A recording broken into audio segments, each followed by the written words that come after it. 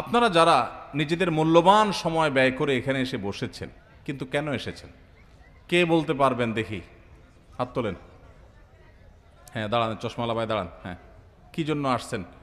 শুনেন, বানায় বানায় কথা বলবেন না। সত্যি আমি প্রশ্ন করার আগে, প্রশ্ন করার পরে এখন নিয়ত করে কেউ কথা বলবেন না। বললে কিন্তু আমি ধরে ফেলতে পারবো। চালাকি করবেন না। আমি প্রশ্ন করার আগে আপনার কোনো নিয়ত থাকলে বলেন, নিয়ত না থাকলে সেটাও বলেন। সলিড কথাটা বলবেন। বলেন। ইলম জানার জন্য এবং কাজে লাগানোর জন্য। ইলম অর্জন করার জন্য। তো ইলম অর্জন করার জন্য কোত্থেকে আসছেন? বাসা কোথায়? আমি এখানে ভার্সিটিতে পড়ি। জি, ভার্সিটিতে পড়েন, যশোর বিশ্ববিদ্যালয়ে। মাশাআল্লাহ।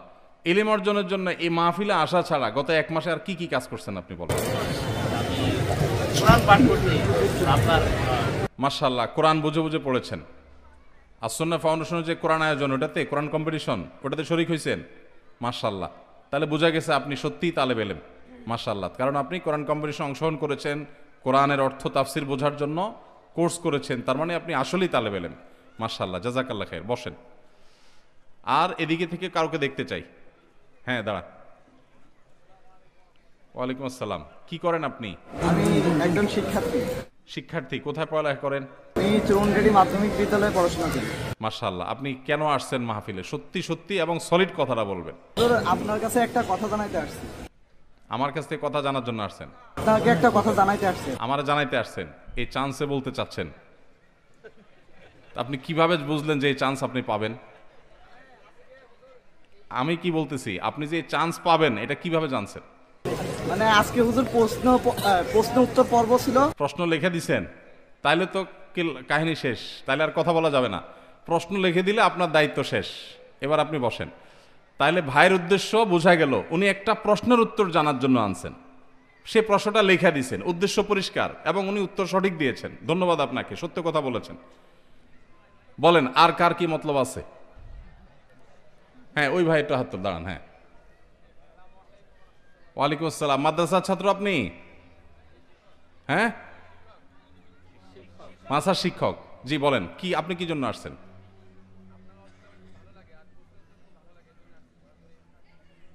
ভালো লাগে তো বুঝলাম, ভালো লাগলে এখানে এই সময় ব্যয় করে আসা কোনো যুক্তি আছে?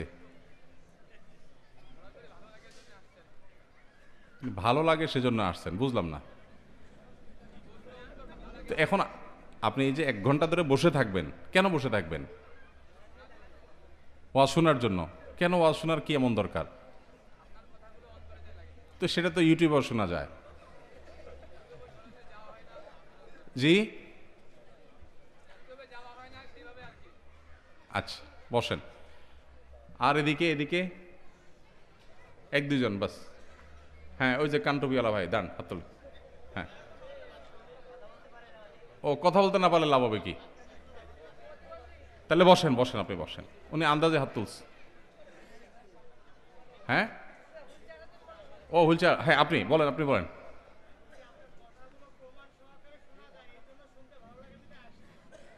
মাশাআল্লাহ, ভাইরাল হুজুর দেখতে আসছেন কে কে? হাত তোলেন।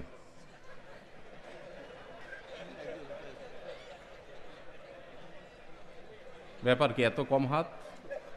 ভাই, আপনারা আবার এখানে জড়ো হয়ে গেছেন। বললাম প্যান্ডেলে যাইতে। একটু প্যান্ডেলে যাওয়া যায় না ভাই, কষ্ট করে? ওয়াজ মাহফিলে যদি আমরা নসিহত শুনতে আসি, নসিহতের উপর তো আমল করতে হবে ভাই। বিনয়ের সাথে ভলান্টিয়ার ভাইরা কারোর সাথে জোরাজুরি করেন না, মহব্বতের সাথে, মহব্বতের সাথে। জি, আচ্ছা ভাই, আলহামদুলিল্লাহ, উদ্দেশ্য কিছুটা বোঝা গেছে। আচ্ছা, ওয়াজ মাহফিলে আপনিও বলবেন, বলেন।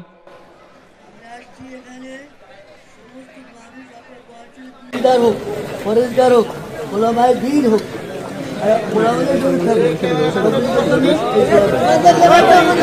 আচ্ছা, আমরা ভাই আওয়াজ না করি, আওয়াজ না করি, আওয়াজ না করি, চুপচাপ থাকি।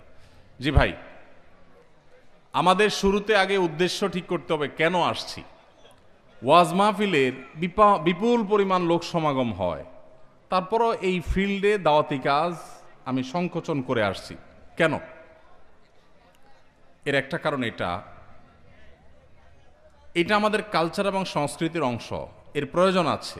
কিন্তু এখান থেকে আসলে কোরআন এবং হাদিসের জ্ঞান অর্জন করা সলিড উদ্দেশ্য নিয়ে খুব কম মানুষ আসে, এটা হলো বাস্তবতা।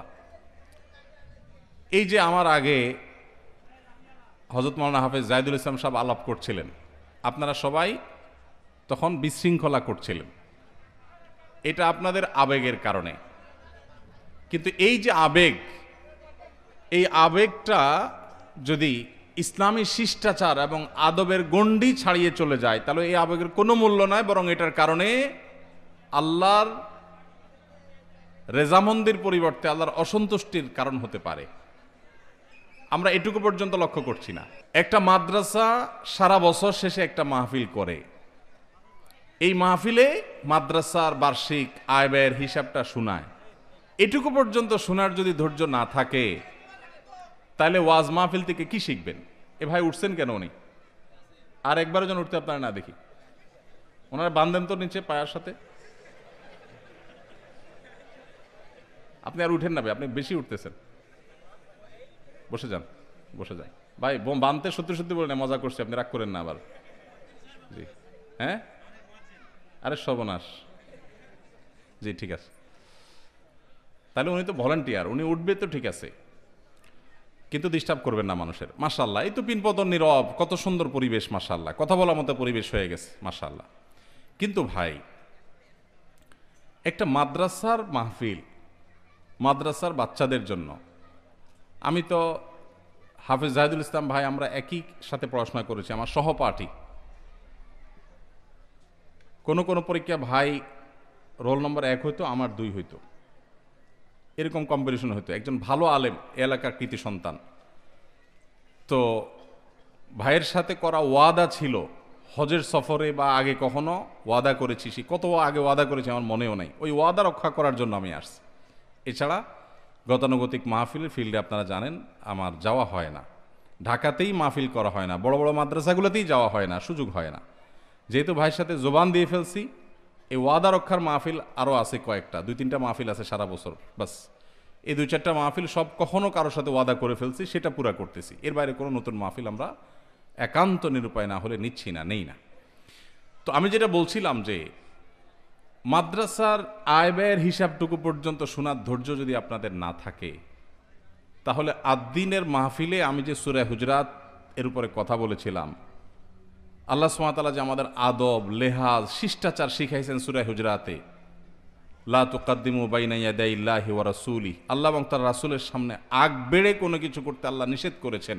তাহলে আলেমরা যখন কোনো কিছু করেন, মুরব্বীরা যখন কোনো কিছু করেন, তখন তাদের উপরে আগ বেড়ে থামেন থামেন, বসেন বসেন বলা খুব আদবের কাজ না বেআদবের কাজ?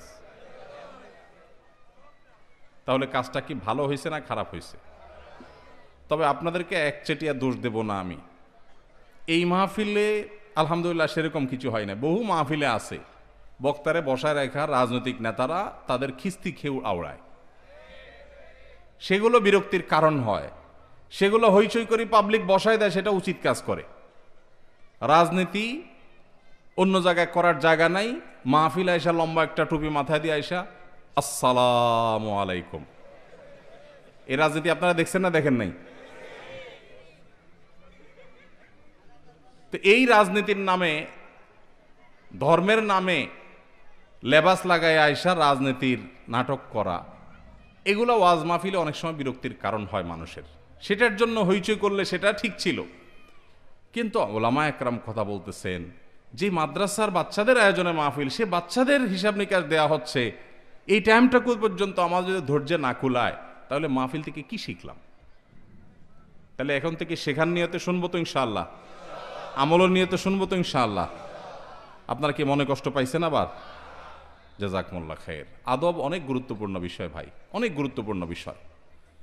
ইমানদারের জন্য আদব জরুরি, কিন্তু আজকাল আমাদের আদব নাই। অনেকের আমল আছে কিন্তু আদব নাই। আল্লাহ আমাদেরকে আদব, লেহাজ এগুলা মেনটেন করে চলার তৌফিক দান করুন। ধন্যবাদ প্রিয় দর্শক সম্পূর্ণ ভিডিওটা দেখার জন্য। আশা করি আপনারা অনেক কিছু শিখতে পারছেন, বুঝতে পারছেন। খুবই শিক্ষণীয় ভিডিও, আমার কাছে খুবই ভালো লাগছে। আপনাদের কাছে কেমন লাগছে কমেন্ট বক্সে জানাবেন।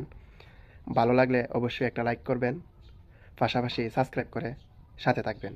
এরকম আরও ভিডিও যেমন দেখতে পারেন। আসসালামু আলাইকুম।